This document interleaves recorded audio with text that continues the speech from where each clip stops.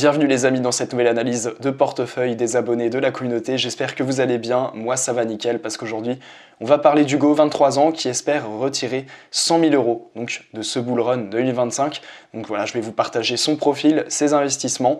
Donc si toi aussi tu veux participer à cette série et que potentiellement je présente ton profil, voilà, que je fasse une analyse personnalisée de ton wallet crypto, ça se passe en description, tu as un Google Form, ça prend 5 minutes, tu le remplis et tu auras toutes tes chances pour passer dans la prochaine vidéo. Donc c'est parti, on va parler aujourd'hui d'Hugo qui a 23 ans, qui vise 100 000 $ avec son portefeuille crypto pour le bull run 2025. Donc voilà, il a un profil assez intéressant et c'est pour ça que j'ai décidé de vous le présenter. Donc c'est parti, on va tout simplement passer à la présentation. Donc quel est votre prénom pseudo? Donc ça c'est le questionnaire en fait que vous remplissez et que moi je vous partage ensuite en vidéo. Donc là on a affaire à Hugo qui a donc 23 ans. Présentez-vous rapidement. Donc, il est manager en sécurité sur Lyon avec un salaire de 2 000 € par mois.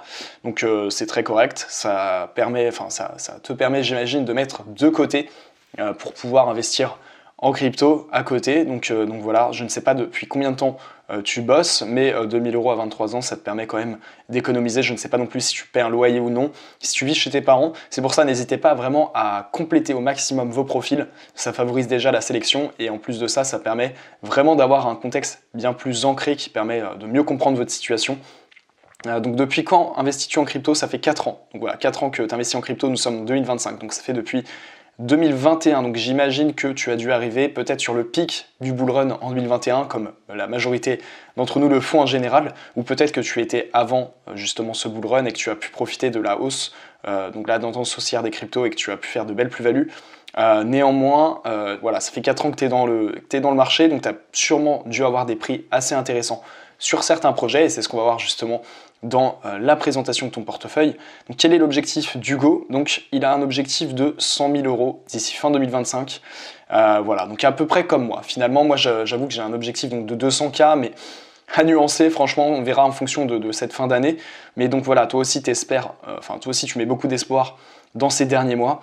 Donc tu as un objectif de 100 000 € fin 2025.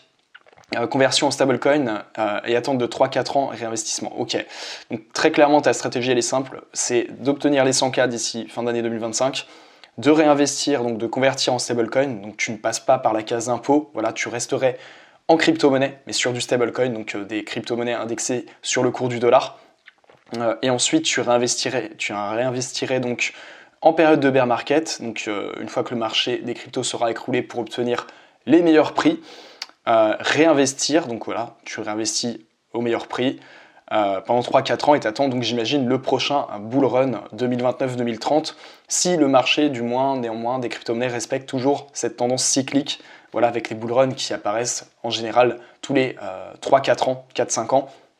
Donc voilà, pourquoi pas, en tout cas c'est une stratégie plutôt cohérente. C'est également ce que je ferais moi à titre personnel, voilà, en fonction des plus-values que je pourrais potentiellement faire. Je sais que je laisserai la majorité de mes investissements en stablecoin également, voilà, pour réinvestir lors en vue du prochain bull run. Donc c'est plutôt cohérent honnêtement, stratégie intéressante. Donc maintenant, quelle part en pourcentage représente la crypto dans le patrimoine d'Hugo? Donc 65%, donc là on est sur quelqu'un quand même qui a toujours un aspect, voilà, une gestion du risque plutôt optimisée. Voilà, tu ne mets pas tous tes œufs dans le même panier et tu as totalement raison. J'imagine sûrement que tu dois avoir de l'épargne de sécurité à côté. Voilà, encore une fois, n'hésitez pas à détailler quelle la part de votre part de crypto-monnaie dans votre patrimoine, quelle part représente l'investissement en crypto-monnaie dans votre patrimoine et quels sont les autres investissements que vous pouvez avoir. J'imagine donc que tu dois avoir des fonds de sécurité peut-être sur des placements en banque ou même d'autres investissements, pourquoi pas en bourse. Voilà, en tout cas, tu n'as pas tout misé dans les cryptos et tu as totalement raison. Voilà, ce que je n'ai pas du tout fait. Moi, je suis all-in depuis 1 an et demi et franchement, c'est cardio et c'est pas ce qu'il faut faire. Voilà, quand on a une gestion du risque qui est saine, c'est pas ce qu'il faut faire. Mais voilà, c'est un choix personnel en tout cas. Enfin, en ce qui me concerne, c'est un choix personnel, c'est un contexte de vie qui ne se représentera pas pour moi et qui me permettait de prendre du risque. Voilà, donc là j'ai misé à fond sur le risque, on verra ce que ça donne, mais en tout cas c'est plutôt intelligent de faire ça. Voilà, quelle est la répartition de votre portefeuille crypto? Donc là c'est intéressant, on va vraiment plonger dans les différents investissements, dans les lignes donc d'investissement d'Hugo. dans quoi il a investi. Donc c'est parti. On voit que c'est un portefeuille assez conséquent avec 27 positions. Donc encore une fois, moi, de prime abord, c'est pas pour critiquer, mais je suis pas très fan des portefeuilles avec beaucoup de lignes. Je préfère un portefeuille avec 5-10 lignes maximum qu'un portefeuille avec énormément de lignes parce que ça demande beaucoup plus d'énergie en termes de gestion, de management du risque. Voilà, faut étudier ses tokens, faut vraiment les vendre, faut swap des fois, faut vendre. Et donc ça demande beaucoup plus d'énergie mentale que de se concentrer sur un nombre plus limité de crypto-monnaies. C'est pour ça que je préfère les portefeuilles minimalistes à titre personnel. Mais encore une fois, voilà, chacun fait ce qu'il veut. Et donc on a 27 positions, pardon. Donc c'est énorme. Donc en premier, on a du AVAX avec une valeur de 1445 $, répartition 10%. Donc tu as un prix d'achat moyen de 11 $. Je ne sais même pas combien il vaut aujourd'hui. Mais tu as fait une plus-value de plus 127%. Donc ça, c'est hyper intéressant. Tu as mis tes plus-values. Ça, c'est hyper intéressant. N'hésitez pas à le faire également si vous avez le temps. Ensuite, ta deuxième position, c'est Algo. OK, donc valeur 1103 $. Pour une plus-value de 77%. Donc franchement, bravo. C'est plutôt propre pour l'instant. Ensuite, on a Render. Intelligence artificielle, donc voilà, là on est, moi c'est ma deuxième plus grosse position de portefeuille à titre personnel, et on voit que donc tu as fait une moins-value de moins 17%, c'est assez fou. Je ne sais pas quand est-ce que tu as investi sur Render, tu as un prix d'achat moyen de 5,4, ce qui est pas mauvais quand même, hein. Honnêtement, c'est pas dégueu. Moi j'ai un prix d'achat moyen qui est d'à peu près 7,50 $. Donc voilà, même toi avec un prix d'achat moyen de 5 $, 4, tu es en moins-value, donc moi je dois pareil être en moins-value de 30%, voilà 25%. Ok, donc intéressant, ça prouve bien que le secteur de l'IA a quand même bien sous-performé lors de ces derniers mois, en espérant que ça se réveille. Ensuite on a du Fetch, alors moi aussi je suis sur Fetch, c'est ma quatrième plus grosse position de mon portefeuille, donc on est ensemble également. Tu as une valeur de 870 $, donc investi, et tu nous fais une plus-value de plus 151%, donc hyper intéressant. Et tu as un prix d'achat moyen qui est excellent, qui est de 0,6 centimes, donc quasiment 0,7 centimes. Hyper intéressant. Moi j'ai un prix d'achat moyen qui doit être de 1,5 $, c'est une catastrophe. C'est catastrophique. Mais franchement, bon prix d'achat. Je ne sais pas quand tu l'as acheté, quand tu as commencé à acheter du Fetch, mais c'est vraiment très propre. Pour le coup, bravo à toi. Plus 151% de performance. Très, très, très propre. Encore une fois, ça démontre que le prix d'entrée est essentiel, les amis. En crypto-monnaie, même dans chaque investissement, le prix d'entrée est essentiel. Après, ce qui compte, bien sûr, c'est d'avoir une bonne stratégie, c'est d'avoir des principes sur lesquels on se tient sur la durée. Ça aussi, c'est hyper important. Mais le prix d'achat, quand même, joue beaucoup. Et moi, j'ai beau avoir une bonne discipline, j'ai beau avoir une stratégie sur laquelle je me tiens à long terme, j'ai pris des prix d'achat, des prix d'entrée qui sont pas terribles. Et ça, c'est dommage. C'est dommage parce que ça compte beaucoup. Ensuite, Injective. Comme moi, également, j'ai du Injective. Valeur 788 $. Tu as un prix d'achat moyen qui est encore une fois excellent de 12,74 comparé à moi. Moi qui ai un prix d'achat de 22 $, les amis, ça fait mal. Plus-value de 17%, ok, intéressant. Theta, je n'en ai pas, mais ok, 672 $. C'est dans l'intelligence artificielle, il me semble aussi. Plus-value de 0,16%, ok. Ensuite, du RSR, donc RWA, Reserve Rate, donc qui est également une low cap, mid cap à très fort potentiel.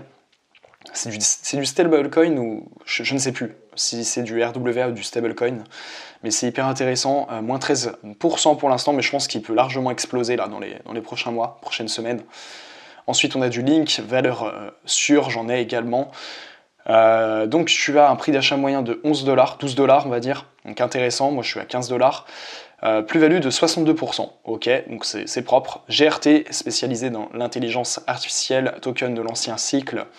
Tu en as pour 497 $. Moins-value de 20% pour l'instant. Ensuite, du Jupiter, 480 $. Moins-value de moins 37%. On a du CRO, donc la crypto-monnaie de crypto.com. Alors oui, je voulais vous préciser, pour gérer mes investissements en crypto-monnaie, j'utilise personnellement l'application Swissborg. Disponible sur iOS et Android, cette plateforme me permet d'acheter, de vendre et d'échanger des crypto-monnaies directement depuis mon téléphone. Elle offre la possibilité de faire du stacking pour générer des intérêts sur mes cryptos, mais elle permet aussi de placer des ordres d'achat ou de vente ponctuels ou réguliers avec les plans d'investissement programmés qui permettent de lisser vos investissements dans le temps et de diminuer les risques. Si vous cherchez une solution simple pour investir en crypto, je vous recommande d'essayer Swissborg. En utilisant mon lien de parrainage dans la description, vous pouvez même gagner jusqu'à 100 € en crypto-monnaie lors de l'inscription. C'est l'application que j'utilise au quotidien pour optimiser mes investissements et je pense qu'elle peut vraiment vous être utile à vous aussi. Qui est l'échangeur qui vous permet donc d'investir en crypto-monnaie. 451$, plus-value de 124%, hyper intéressant. On a du Solana ensuite, pour une valeur totale de 446$. Prix d'achat moyen, ah ouais, ok, hyper intéressant. Là franchement on est sur quelque chose de très propre, bravo à toi, c'est assez impressionnant, tu as dû bien te régaler. Donc on a un prix d'achat moyen de 13,60$. Alors je pense que tu as dû réinvestir pendant toute la phase où Solana était complètement explosé entre 2021 et 2024, parce que tu nous fais une plus-value de plus 1371%, c'est énorme. Je ne sais pas combien tu as investi initialement sur Solana, mais waouh, c'est dommage limite que tu n'aies pas pu investir plus sur Solana. Après, rétrospectivement, c'est toujours plus facile de dire ça, on est bien d'accord. Mais quand même, une plus-value de 1371%, c'est énorme. Franchement, c'est énorme, bravo. Encore une fois, Solana, c'était le coup du siècle. Moi, je dormais à cette époque. Je dormais, les amis. Je sais pas où j'étais, mais j'étais nulle part. Voilà, je devais avoir 30K de côté et je ne faisais rien. J'étais pas dans la crypto. Mathias, c'était ailleurs. Et c'était le coup du siècle, bravo à toi. Ensuite, on avait VET, donc plus 17% pour une valeur de 400$. Ethereum, donc 379$ investi pour une plus-value actuelle de 49%. Voilà, ça reste plutôt intéressant. Prix d'achat moyen de 2469, tu l'as acheté à un prix plutôt correct. Ensuite, IO, donc ça c'est IO, ouais, ok, ça c'est dans l'intelligence artificielle. Valeur de 343$, moins value pour l'instant de moins 41%, donc ça c'est une low cap, hein, c'est une toute petite valeur il me semble dans l'IA. UOS, ça c'est dans du gaming il me semble, donc token de l'ancien cycle également. Tu as investi 317$, prix d'achat moyen donc 0,15 centimes, et donc ok, 1,5 centimes pardon. Et donc moins-value de moins 61%. Ensuite, on a du H-bar, valeur de 178$. Plus-value 375%, donc très propre. Tu as un prix d'achat moyen de 0,5 centimes. Ok. Donc Pit Network, ça c'est dans les oracles, il me semble. C'est dans le même secteur que Link. Valeur 254$. Tu as actuellement une moins-value de 63%. Ensuite, Dolls, je ne connais pas, 235$ investis, moins-value de 10%. NIR Protocol, qui sous-performe pas mal en ce moment. Enfin, sur l'année, pardon. Sur l'année, ça a un peu sous-performé. Tu as une valeur donc, de 172$, mais tu nous fais une plus-value de plus 148%. Donc, très intéressant, encore une fois. Honnêtement, les plus-values sont plutôt correctes. Hein. Tu as plus de plus-value que de moins-value. Et tu as quand même fait des très belles perfs dans le lot. Donc l'avantage, encore une fois, d'avoir plusieurs tokens, c'est que forcément sur le lot, tu fais forcément des très bonnes perfs. L'inconvénient, c'est que tu dilues ta force d'investissement, forcément. Plus tu investis sur des tokens, moins tu as des gros bags, moins tu as de grosses positions, et moins forcément tu peux profiter des tokens qui surperforment le marché. Donc encore une fois, c'est à double tranchant, c'est faire les bons choix. Mais on ne peut pas prédire le marché, sinon ça serait trop facile. Encore une fois, sinon tu aurais tout foutu sur Solana, tu aurais fait un plus 1100% sur la totalité de ton investissement et tu en serais sorti gagnant. Et ça serait beaucoup trop facile malheureusement. Mais voilà, d'où l'intérêt aussi d'avoir un portefeuille avec des positions peut-être, avec un portefeuille minimaliste, avec le moins de positions possible, c'est que ça te force à faire des grosses positions, et forcément dans le lot, si tu as des grosses positions qui perfent, voilà, qui font du plus 500, 1000%, bah, tu rentabilises largement tes investissements, même tes positions qui sous-performent un peu le marché. Ensuite, on a ADA, Cardano, donc 146$, projet américain, plus-value 180%, encore une fois, hyper intéressant. Rose, 142$ investis, plus-value de moins 43%, donc qui sous-performe le marché. Raydium, j'en avais du Raydium, qui a explosé en ce début d'année 2025. 103$ investis, prix d'achat moyen 3,50. Donc moins-value, plus-value, donc moins-value du coup de moins 26%. À mon avis, tu as dû acheter du Raydium sur le tard, parce que vraiment il a explosé là début février, enfin début d'année. Et il était largement en dessous des 3,5$. Donc à mon avis, tu as dû l'acheter un peu au pic. Ensuite, on a EGLD, valeur 100$, et donc moins-value de 19%. Ensuite, Gala, donc dans le gaming, 89$ investis pour une moins-value de moins 46%. TRX, donc Tron, Valeur 85 $, plus-value 476%, hyper intéressant encore une fois. C'est dommage que ce soit une petite position, parce que là on voit clairement que c'est, voilà, tout ça c'est des petites positions. Ensuite Atom, 60 $ investis, moins-value, moins 23%, et on arrive sur la fin. Donc voilà, ça reste quand même un portefeuille avec de belles performances, hein, globalement. Alors ce qui est dommage, encore une fois, c'est que tu as énormément de positions avec des positions qui ont de très petites valeurs, ce qui fait que finalement, malgré les grosses performances que tu peux faire, tu en profites peu parce que ton investissement sur ces grosses performances est assez faible et dilué dans la totalité des tokens sur lesquels tu as investi. Donc encore une fois, ce qui est intéressant, je me répète, mais c'est d'avoir des portefeuilles assez minimalistes, avec vraiment des projets voilà, tu sélectionnes des projets sur lesquels tu as de grosses convictions, tu en sélectionnes une dizaine, et tu fais des positions un peu plus grosses, un peu plus fortes, et ce qui fait que quand tu fais de la grosse perf, cette fois-ci tu en profites réellement, parce que voilà, c'est dommage de faire un plus 1000% sur du Solana, plus 1371% pardon, sur du Solana, et d'avoir une position qui soit malheureusement diluée dans une vingtaine de tokens, alors que si tu avais fait un beaucoup plus gros bag sur Solana, tu en aurais vraiment profité, même si, donc voilà, ça montre que dans le lot, l'avantage d'avoir plusieurs positions, c'est que on peut faire de très belles perfs. L'inconvénient, c'est que forcément notre pouvoir d'investissement, notre force d'investissement est diluée dans le nombre de positions qu'on a. Donc plus on a de positions, plus nos plus grosses plus-values ont un impact limité sur notre performance globale. Et donc ça, c'est l'inconvénient. Donc voilà. En tout cas, il y a de très bons projets dans ce portefeuille. À titre personnel, il y a pas mal de projets que je dégagerai. Je pense notamment à UOS, que je dégagerai. On a quoi d'autre? Jupiter, franchement, je m'en serais passé, même si c'est un nouveau projet. Quoi d'autre? Ouais, EGLD, je dégagerai. Gala aussi. Atom, j'en aurais pas. Voilà, ça me choquerait pas que tu vendes cette position. Voilà, même, IO.net, ça c'est des tout petits paris, donc ça nécessite pas de grosses positions. Mais voilà, il y a quand même des projets que je dégagerai à titre personnel. Mais en tout cas, ça reste un portefeuille plutôt correct, plutôt intéressant avec de bons projets. Donc voilà, si on va voir un petit peu un graphique qui nous présente la répartition des investissements d'Hugo, tac, voilà ce que ça donne. Donc on a énormément de positions pour le coup. Beaucoup de positions, voilà, avec Avax en numéro 1. Donc si on regarde un peu le top 10, on a du Avax en top 1, suivi de Algo, Render, top 3, top 4 Fetch, top 5 Injective, top 6 Theta, top 7 RSR, top 8 Link, top 9 GRT, top 10 Jupiter.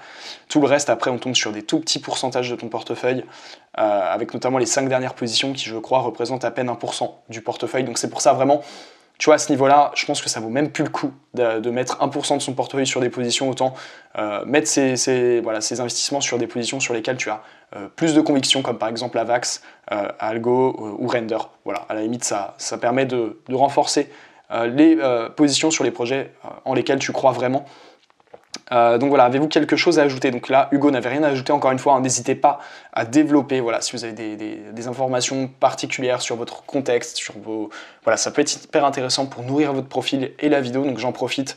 Voilà, n'hésitez vraiment pas à développer votre profil. Plus votre profil est développé, et plus vous aurez de chance également d'être sélectionné. Là, justement, Hugo aurait pu faire beaucoup mieux, mais je prends Hugo comme exemple pour insister sur le fait que c'est vraiment important de partager le maximum d'informations. Et donc voilà, remerciements également, je voulais tous vous remercier. Donc toi Hugo, je te remercie. Merci beaucoup d'avoir partagé ton profil. Ça fait vraiment super plaisir, comme tous les autres abonnés qui ont partagé le leur. Et voilà, je voulais également vous partager ces chiffres. Voilà, vous êtes de plus en plus nombreux à partager donc votre profil, votre portefeuille. Donc ça fait super plaisir de voir cet engouement pour cette série. Donc n'hésitez pas à continuer également. Encore une fois, je me répète, mais vous avez le lien Google Form en description qui vous permet justement de partager vos informations et de potentiellement être sélectionné pour la prochaine analyse de portefeuille des abonnés de la communauté. En tout cas, si vous voulez échanger avec moi, vous avez mes réseaux en description. N'hésitez pas également à partager cette vidéo, à la liker et à commenter si jamais vous avez des questions. Encore une fois, merci à toi Hugo, ça fait super plaisir.